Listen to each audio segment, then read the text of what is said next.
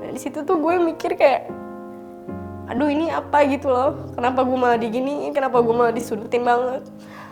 Nah di situ gue hampir mencoba untuk bunuh diri sih sebenarnya. Welcome to Cameo Project. Tekan tombol subscribe-nya yang warna merah ya. Nah, jangan lupa juga pencet tombol lonceng biar dapat notifikasi. Langsung cus.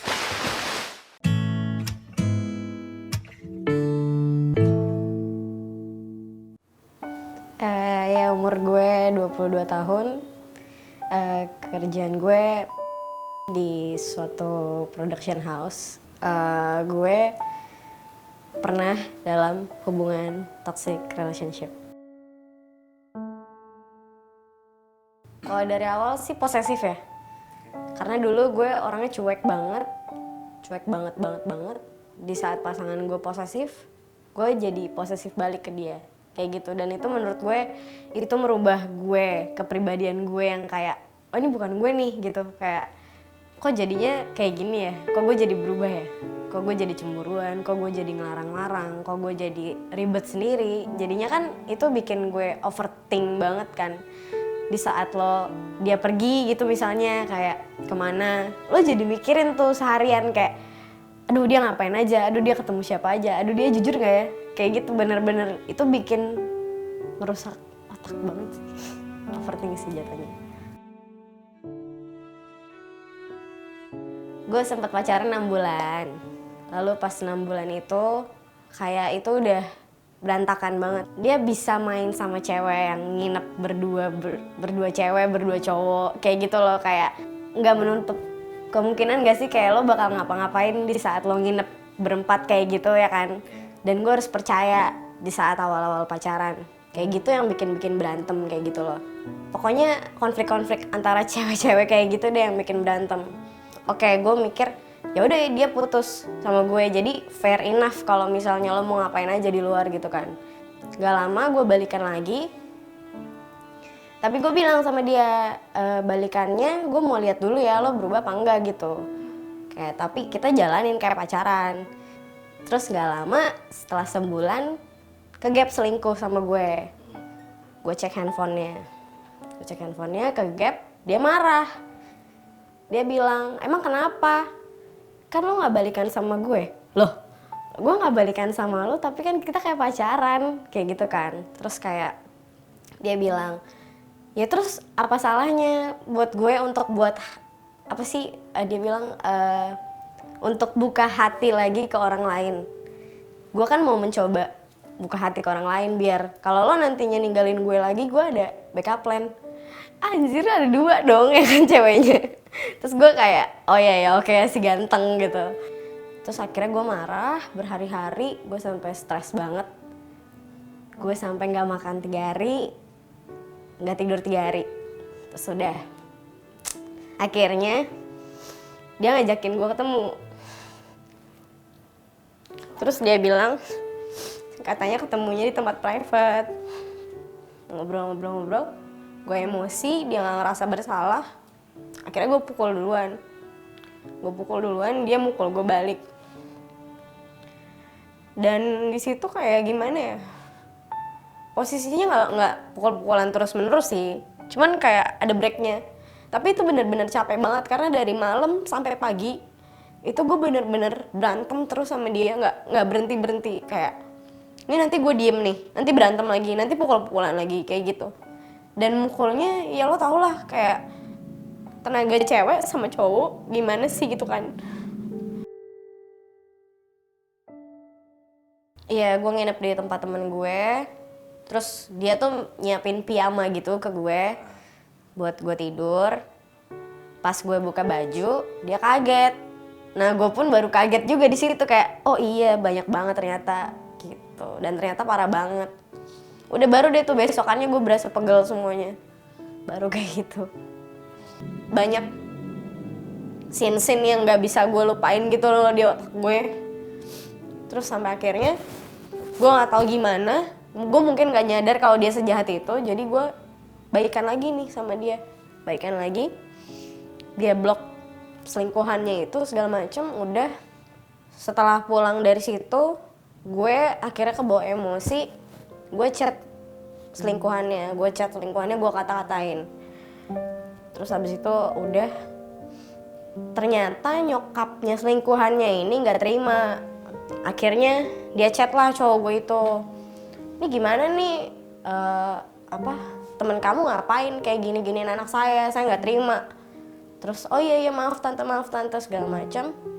Udah, ternyata dia followan lagi lah sama selingkuhannya itu. Nah gue ngelihatnya kayak, ya lo mau jelasin apapun lo nggak usah followan lagi gitu loh.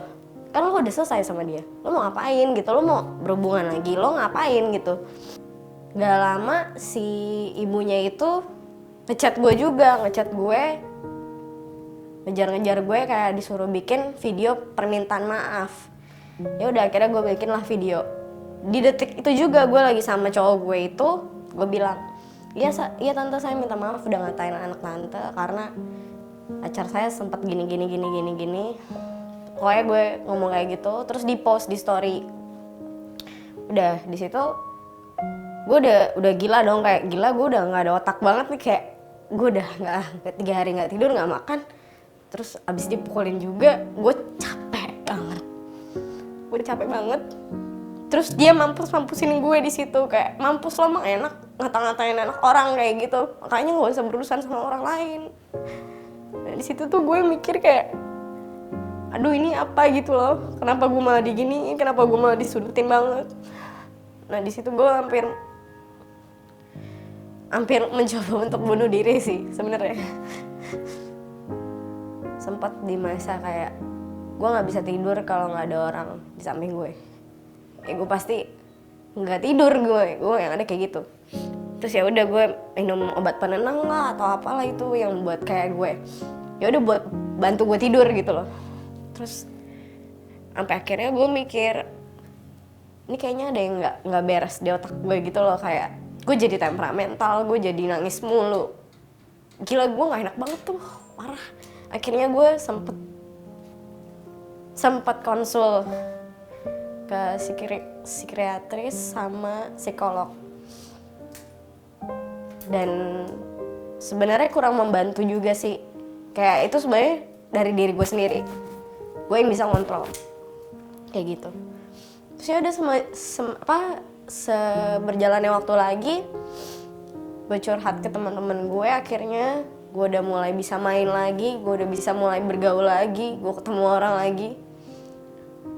Temen gue ngomong, lo masih galau? Iya. Lo masih kangen? Iya. Nggak usah ditahan, ngomong-ngomong aja.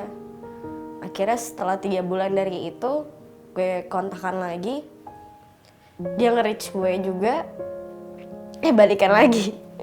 Gila gak sih, kayak gue udah separah itu, udah di masa-masa yang apalah itu, gue mikir gue balikan lagi sama dia, gue bakal healing. Enggak sih, salah besar. Enggak. Sampai sekarang gue belum bisa healing. Untuk dia toksik banget sih di kehidupan gue gitu. Kayak mungkin guenya juga jadi toksik karena ketularan gitu ya, karena gue belum pernah nih ada di relationship sampai lebay banget kayak gini, sampai drama banget mungkin ya. Mungkin sampai sekarang gue belum tahu ya, gue masih berharapnya tuh kayak setiap orang bisa berubah. Kayak, oh iya mungkin dia bakal berubah kali, kayak dia gak bakal kasar lagi. Kita mungkin bikin perjanjian kayak, udah gak bakal kasar lagi, gak bakal ini lagi, gak bakal itu lagi. Tapi ternyata nol sih, sama aja gitu. Gue udah coba berkali-kali, maksudnya gue nggak cuman setelah kejadian itu terus gue nyerah gitu aja, nggak. Gue kan pernah balikan lagi juga, jadi gue pernah nyoba lagi, tapi ternyata not works gitu loh. Kayak terus gue nggak tahu harus gimana, gue nggak tahu kenapa bisa kayak gitu. Gue selalu berharap dia bisa berubah terus, tapi ternyata enggak. Banget. Beda banget. Gue yang dulunya cuek, gue yang dulunya fun gitu, gue yang bisa terbuka sama orang, gue yang bisa gue ketemu orang baru tuh pasti gue sharing segampang itu, maksudnya sharing apa aja nih tentang kerjaan atau apa, itu gampang. Gue untuk komunikasi sama orang tuh gampang. Tapi kalau sekarang tuh susah, gue jadi kayak lebih tertutup. Terus gue juga mungkin lebih cepat marahnya sekarang. Itu gangguan dari gue nya mungkin ya, maksudnya ke psikis gue nya. Terus berubahnya gue jadi mandang cowok jadi negatif, jadi kayak aduh jangan-jangan nanti gue bakal diselingkuhin, aduh bakal gimana nih, aduh gimana, gue takut gitu loh, gue jadi takut. Makanya gue takut untuk berhubungan sama yang lain lagi karena negatif pikiran gue jadinya kayak gitu sih. Mestinya gue hilangin itu karena nggak semua orang kayak gitu kan. Kayaknya menjalani hubungan yang sehat itu sangat penting sih gitu. Kayak di saat lo udah merasa nggak nyaman dan teman-teman lo semua nggak ada yang mendukung, atau lo udah cerita ke siapapun nggak ada yang mendukung, mending udahin sih. Karena itu udah suatu tanda yang menurut gue ya, karena semua orang udah mandangnya nggak bagus gitu, dari awal aja nggak bagus, ternyata pas diterusin makin-makin gitu loh. Jadi coba dengerin orang-orang sekitar lo yang sayang sama lo, mungkin itu bener gitu loh. Jadi jangan batu sama pikiran lo sendiri, kayak ya udah lo dengerin orang lain, dan lo kalau ngerasa nggak nyaman udah tinggalin aja, nggak usah diterusin, capek.